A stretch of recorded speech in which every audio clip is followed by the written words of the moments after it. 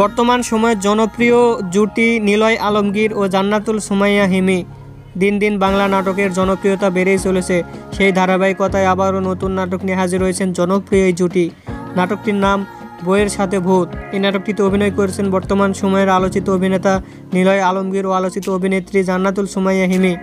এই নাটকটি রচনা ও পরিচালনা করেন মহিন খান। নাটকটি খুব শীঘ্রই নাফ এন্টারটেইনমেন্টের ইউটিউব চ্যানেলে প্রকাশিত হবে। আপনারা দেখতে চাইলে অবশ্যই নাফ এন্টারটেইনমেন্টের ইউটিউব চ্যানেলে চোখ রাখুন এবং নিয়মিত নতুন নতুন নাটকের আপডেট পেতে হলে অবশ্যই চ্যানেলটিকে সাবস্ক্রাইব করে রাখুন। পরবর্তী ভিডিওর জন্য অপেক্ষা করুন।